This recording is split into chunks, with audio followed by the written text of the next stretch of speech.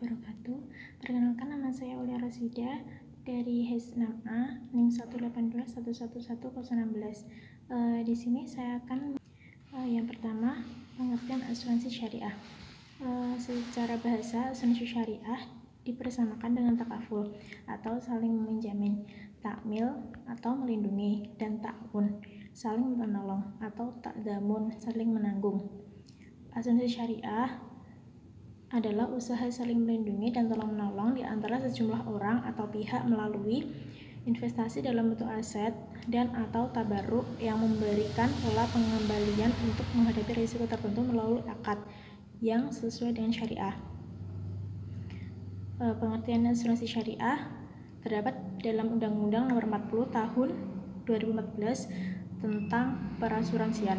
Kumpulan perjanjian yang terdiri atas perjanjian antara perusahaan asuransi syariah dan pemegang polis, dan perjanjian di antara para pemegang polis dalam rangka pengelolaan kontribusi berdasarkan prinsip syariah guna saling menolong dan melindungi dengan cara: pertama, memberikan penggantian secara kepada peserta atau pemegang polis karena kerugian, kerusakan, biaya yang timbul, kehilangan keuntungan, atau tanggung jawab hukum kepada pihak ketiga yang mungkin diderita peserta atau pemegang polis karena terjadinya suatu peristiwa yang tidak pasti, atau memberikan pembayaran yang didasarkan pada peninggalannya peserta atau pembayaran yang didasarkan pada hidupnya peserta dengan manfaat yang besarnya telah ditetapkan dan atau didasarkan pada hasil pengelolaan dana.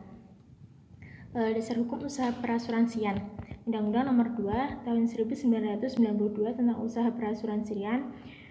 Yang kedua, PP Nomor 73 Tahun 1992 tentang penyelenggaraan perasuransian. Yang ketiga, PP Nomor 63 Tahun 1999 tentang perubahan PP Nomor 73 Tahun 1992. Yang keempat, PP Nomor 39 Tahun 2008 tentang perubahan atas PP 73 Tahun 1992. Yang kelima, PP Nomor 81 Tahun 2008 tentang perubahan atas PP 73 Tahun 2003. Fatwa di SN MUI tentang asuransi syariah. Fatwa di SN MUI Nomor 21 di SN MUI 2011 tentang pedoman umum asuransi syariah. Fatwa di SN MUI Nomor 51 di SN MUI _3 2006 tentang akad mudharabah musyarakah pada asuransi syariah.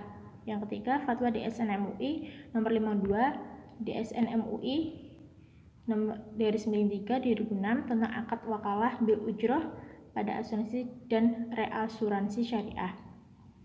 Yang keempat, ada fatwa di SN MUI Nomor 53 di SN MUI _3 2006 tentang akad tabarruk pada asuransi dan reasuransi syariah. Yang kelima, ada fatwa di SN MUI Nomor 81 di SN MUI _3 2011 tentang pengembalian dana tabarruk bagi peserta asuransi yang berhenti sebelum masa perjanjian berakhir. Pengertian asuransi ada dua, yaitu asuransi konvensional dan asuransi syariah. Asuransi konvensional yaitu perjanjian antara dua pihak atau lebih, di mana pihak penanggung menerima premi asuransi untuk memberikan pergantian kepada tertanggung karena kerugian, kerusakan, atau kehilangan keuntungan yang diharapkan, atau tanggung jawab hukum kepada pihak ketiga yang mungkin akan diderita tertanggung yang timbul dari peristiwa yang tidak pasti, atau untuk pembayaran yang didasarkan atas meninggal atau hidupnya seseorang yang dipertanggungkan. Pasal 1 angka 1.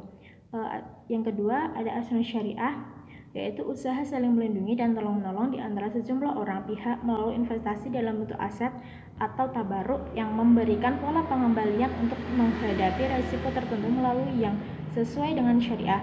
Fatwa di SN MUI Nomor 21 _10 2001. Perbedaan asuransi konvensional dan asuransi syariah.